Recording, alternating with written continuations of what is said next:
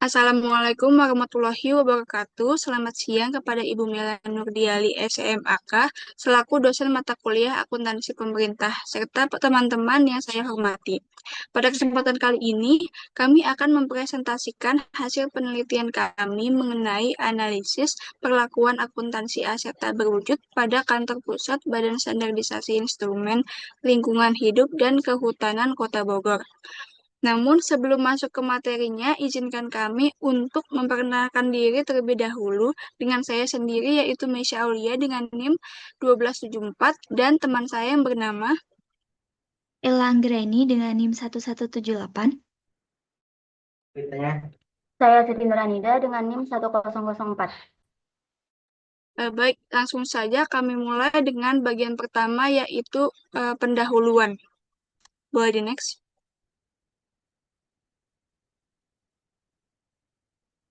Oke, yang pertama yaitu latar belakang. Setiap entitas pelaporan wajib melaporkan upaya dan hasil kegiatan secara sistematis dan terstruktur dalam suatu periode, termasuk aspek akuntabilitas dan transparansi dengan menerapkan standar akuntansi pemerintah atau SAP secara menyeluruh di tingkat pusat maupun tingkat daerah, sebagai acuan kualitas laporan keuangan untuk pengambilan kebijakan dan pengelolaan keuangan negara. Menurut Komite SAP pada 2025, aset tak berwujud adalah aset non-keuangan yang dapat diidentifikasikan, tidak berwujud fisik, dan digunakan untuk menghasilkan barang atau jasa. Diatur dalam PSAP nomor 14, meskipun dalam praktiknya masih terdapat masalah seperti pencatatan, identifikasi, atau kepemilikan ATB yang didanai oleh dari satu KL, seperti hak cipta, paten, dan software di kantor pusat BSI LHK, sehingga perlu penelitian ini untuk menilai kesesuaian perlakuan akuntansinya dengan SAP yang berlaku. Boleh di next. Lalu di sini ada permasalahan dan tujuan. Permasalahannya yaitu bagaimana perlakuan akuntansi aset tak berwujud di kantor pusat BSI LHK berdasarkan PSAP nomor 14. Lalu tujuannya itu untuk menganalisis penerapan PSAP nomor 14 dalam perlakuan akuntansi aset tak berwujud di kantor pusat BSI LHK.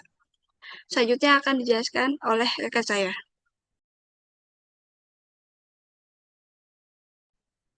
Baik, untuk selanjutnya metode penelitian. Boleh next.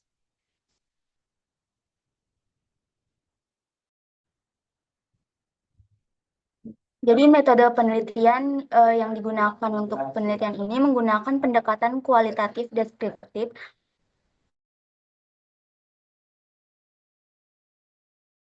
untuk menggambarkan perlakuan akuntansi atas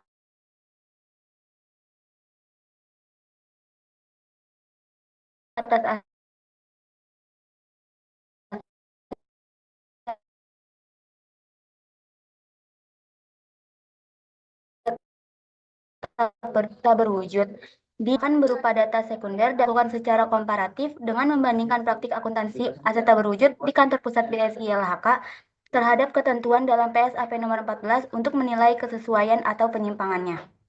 Selanjutnya akan dijelaskan oleh rekan Tina. Oke, selanjutnya adalah pembahasan. Yang pertama yaitu klasifikasi aset tak berwujud.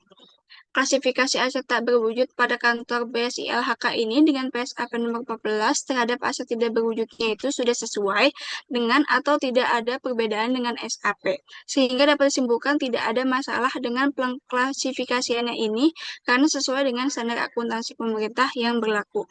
Pada kantor pusat BSI LHK, aset tidak berwujud itu dibeli dari pihak eksternal untuk digunakan sendiri. Saat pembeliannya, ATB ini dicatat berdasarkan biaya perolehannya.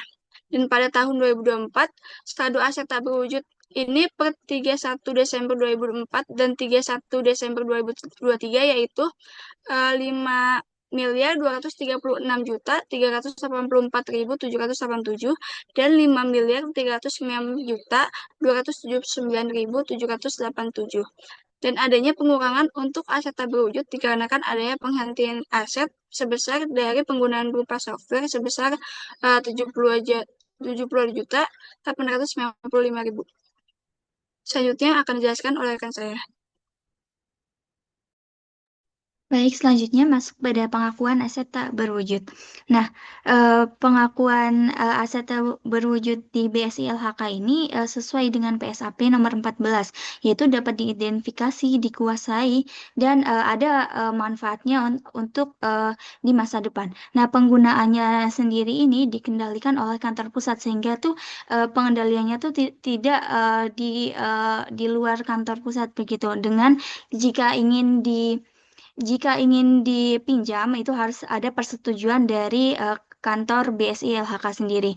Nah, dan untuk manfaat ekonominya terdapat pendapatan sebesar 2.439.500 itu dari riset dan pengembangan, sehingga dapat dipastikan bahwa ATB pada BSI LHK ini mempunyai manfaat ekonomis, dan selain itu juga untuk membantu dalam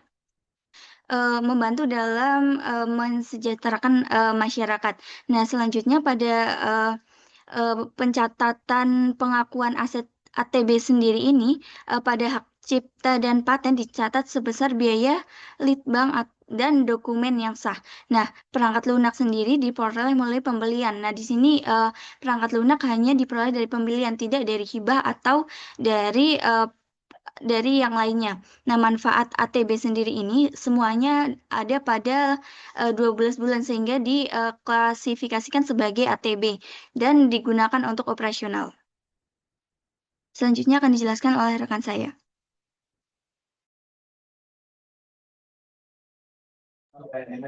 Baik, untuk selanjutnya ini pengukuran aset tak berwujud, di mana yang pertama ini pengukuran awal, ada perbandingan pengukuran awal aset tak berwujud antara PSAP nomor 14 dan penerapan di kantor pusat BSI.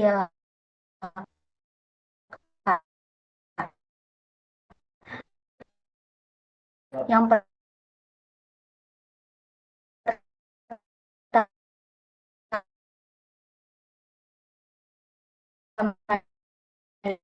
itu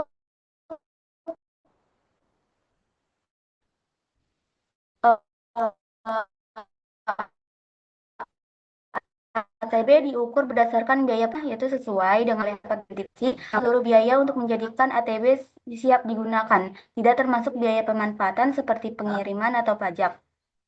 Dan untuk penerapan di BSI LHK-nya, biaya ATB mencakup seluruh biaya perolehan hingga siap digunakan dan tidak mencakup biaya pengiriman atau pajak sebagaimana yang disebut dalam PSAP nomor 14. Dan yang keempat, ATB yang belum selesai dilaporkan sebagai ATB dalam pengerjaan jika melewati 1 tahun anggaran. Untuk penerapan LHK-nya ini tidak terdapat ATB dalam pengerjaan di BSI LHK-nya ini karena semua ATB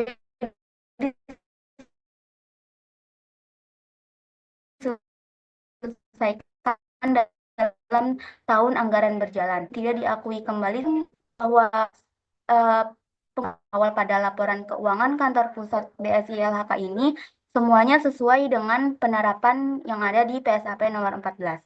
Untuk selanjutnya akan dijelaskan oleh rekan saya.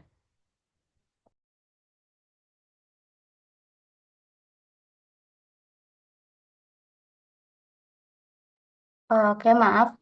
Yang kedua ini ada pengukuran setelah perolehan. Eh, eh, di mana ada perbandingan juga pengukuran setelah perolehan menurut PSAP nomor 14 dan menurut penerapan di kantor pusat BSI.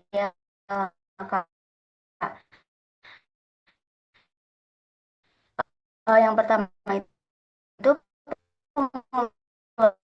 dan setelah perolehan dapat dikapitalisasi nilai guna kapasitas energi sekura itu tahun. Dan untuk di penerapan BSIHK ini sesuai, dan jika tidak dikapitalisasi maka diakui sebagai beban periode berjalan. Yang ketiga, dikapitalisasi jika masa berlaku lebih dari 1 tahun. Untuk di BSIHK-nya juga sesuai. Yang keempat, harus dievaluasi apakah pengeluaran memberikan manfaat ekonomi di masa depan sebelum dilakukan kapitalisasi. Untuk penerapan di BSLK-nya sendiri juga sesuai, di mana melakukan evaluasi terhadap efektivitas atau manfaat jangka panjang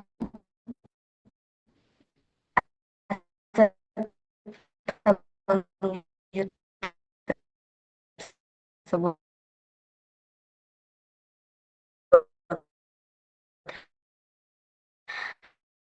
Dan yang terakhir, pengeluaran yang tidak memenuhi kriteria LH bukan telah dengan PSAP nomor 14. Selanjutnya akan dijelaskan oleh rekan saya. Baik, selanjutnya masuk pada bagian amortisasi. Terdapat perbandingan juga antara PSAP nomor 14 dengan kebijakan yang telah dijalankan oleh BSI LHK. Nah, di sini didapatkan dari wawancara dan telusur dari laporan keuangan dari BSI LHK sendiri. Nah, untuk bagian pertama yaitu ATB disajikan sebesar nilai tercatatnya, yaitu biaya perolehan ATB tersebut dikurang akumulasi amortisasi. Nah, pada BSI LHK ini memang nilai ATB pada periode ini tercatat sebesar nilai perolehan dikurangi amortisasi yang telah dilakukan, sehingga tercatat bahwa nilainya itu memang sesuai dengan apa yang menurut PSAP nomor 14.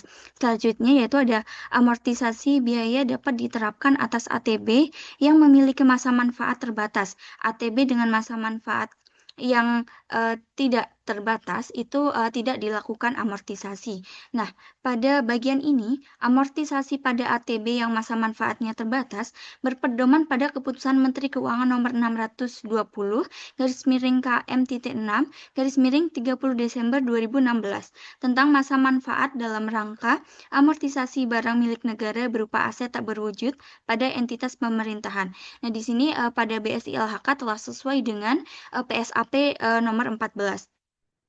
Selanjutnya, metode amortisasi yang digunakan metode garis lurus, metode saldo menurun, metode unit produksi menurut PSAP nomor 14. Nah, pada BSI LHK ini, metode amortisasi yang digunakan itu termasuk dalam ketiga metode tersebut, yaitu metode garis lurus.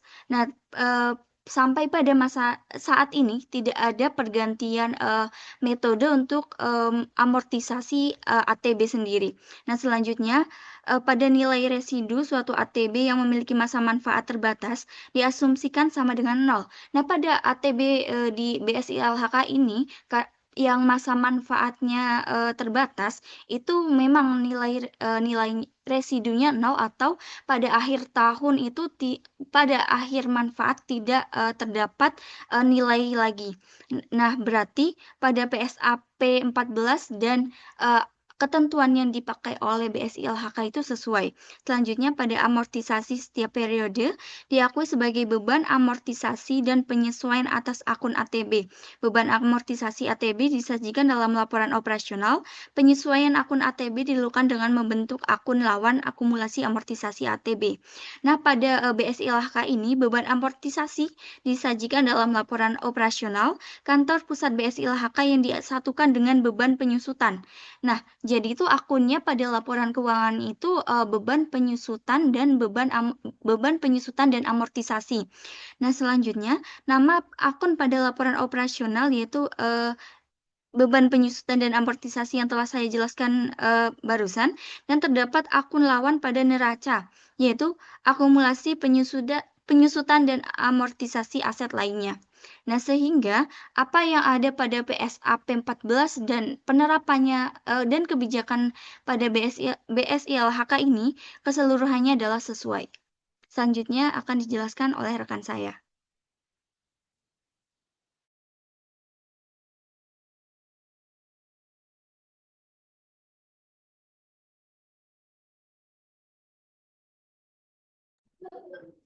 Baik, yang selanjutnya penghentian dan pelepasan pada aset tak berwujud penerapan pada kantor pusat BSI LHK. Di mana di sini ada perbandingan juga antara penghentian dan pelepasan menurut PSAP nomor 14 dan menurut laporan keuangan kantor pusat BSI LHK. Yang pertama, aset tak berwujud yang dihentikan dari penggunaan aktif pemerintah dipindahkan ke pos aset lain-lain dengan nilai tercatat. Di mana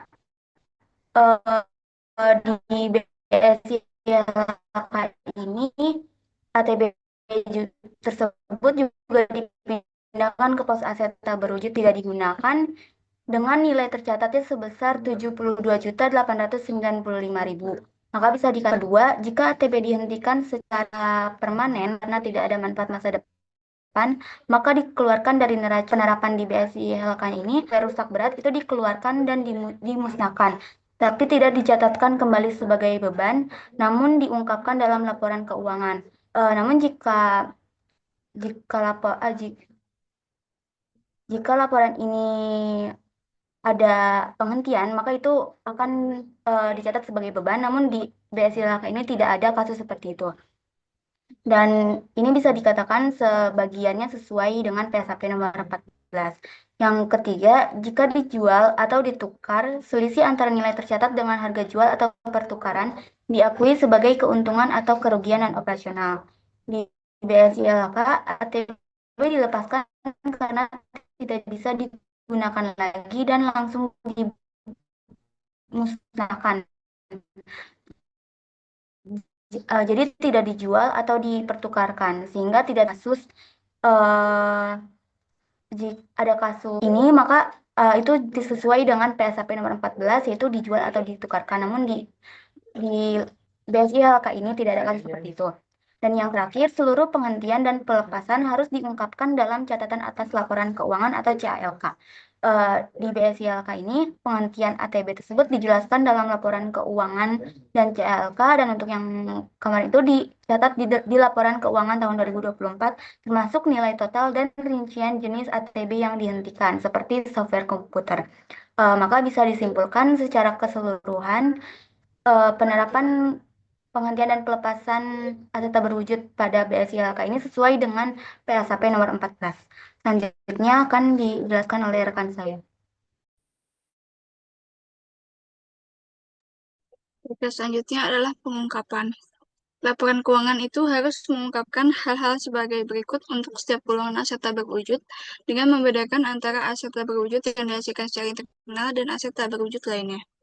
Dapat dilihat pada tabel tersebut, yaitu perbandingan pengungkapan menurut PSAP nomor 14 dengan pengungkapan pada laporan keuangan kantor pusat BSI LHK. Yang pertama yaitu rincian masing-masing pos ATB yang signifikan.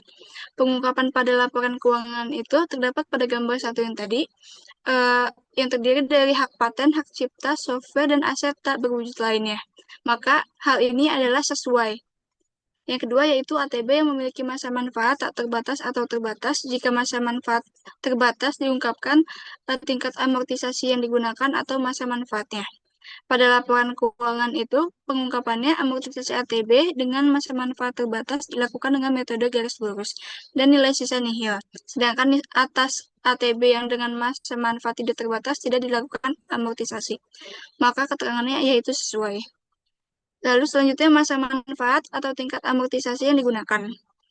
Pada pengungkapan laporan keuangan itu, masa manfaat aset tak berwujud ditentukan dengan berpedoman Keputusan Menteri Keuangan Nomor 620 KM 6 pada 30 Desember 2016 tentang masa manfaat dalam rangka amortisasi barang milik negara berupa aset tak berwujud pada entitas pemerintah pusat. Maka keterangannya yaitu sesuai. Selanjutnya yaitu metode amortisasi yang digunakan jika ATB tersebut terbatas masa manfaatnya. Pada pengungkapan laporan keuangan itu, amortisasi ATB dengan masa manfaat terbatas dilakukan dengan metode garis lurus dan nilai sisa nihil. Maka sesuai. Selanjutnya yaitu nilai tercatat bruto dan akumulasi amortisasi pada awal dan akhir periode. Pengungkapan pada laporan keuangannya itu nilai tercatat bruto yaitu sebesar harga perolehan sebelum dikurangi akumulasi amortisasi. Akumulasi amortisasi pada awal dan akhir periode terdapat pada penjelasan di amortisasi ATB kantor pusat BSI LHK. Maka keterangannya yaitu sesuai. Selanjutnya yaitu ada ATB yang mengalami penurunan nilai yang signifikan jika ada. Pengungkapan pada laporan keuangannya yaitu kantor pusat BSI LHK mengalami pengurangan untuk aset tak berwujud dikarenakan adanya penghentian aset dan penggunaan berupa software sebanyak 17 unit dengan harga per unitnya yaitu Rp4.287.941.000 dengan total Rp72.895.000. Maka keterangannya yaitu sesuai. Lalu yang terakhir yaitu penghentian dan pelepasan ATB jika ada. Pada pengungkapan laporan keuangannya itu adalah sampai dengan 31 Desember 2024, kantor pusat BSI LHK mengalami pengurangan untuk aset tak berwujud dikarenakan adanya penghentian aset dari penggunaan berupa software sesuai keputusan Sekretaris BSI LHK selaku kuasa pengguna barang nomor 32 tahun 2024 tanggal 14 Oktober 2024 tentang penghentian penggunaan barang milik negara rusak berat pada Pusat Fasilitas Penerapan Standar Instrumen LHK tahun 2024 yang terdiri dari software sebanyak 17 unit dengan harga per unitnya yaitu Rp4.287.941 dengan total Rp72.895.000. Maka keterangannya yaitu sesuai. Dari perbandingan tersebut dapat dilihat bahwa sudah sesuai dengan atau tidak ada perbedaan dengan SAP-nya, sehingga dapat disimpulkan tidak ada masalah dalam pengungkapan ini karena sesuai dengan standar akuntansi pemerintah yang berlaku. Boleh next. Lalu selanjutnya yaitu kesimpulan. Berdasarkan hasil penelitian di atas, mengenai perlakuan akuntansi aset tak berwujud pada kantor pusat BSI LHK dan berpedoman pada standar akuntansi pemerintah pada pernyataan nomor 14 tentang aset tidak berwujud sudah diterapkan dengan sesuai. Kementerian yang baik itu adalah kementerian yang melakukan kewajiban sebagai pengelola barang milik negara sesuai dengan standar akuntansi pemerintah dan aturan perundang-undangan yang berlaku. Perlakuan akuntansi pada kantor pusat BSI LHK ini terdiri dari klasifikasi aset tak berwujud, pengakuan aset tak berwujud, pengukuran, amortisasi, dan penghentian dan pelepasan dan pengungkapan pada catatan atas laporan keuangannya. Baik, demikian presentasi yang dapat kami sampaikan. Terima kasih atas waktu dan perhatian yang telah diberikan dan mohon maaf jika ada kekurangan maupun kesalahan. Wassalamualaikum warahmatullahi wabarakatuh.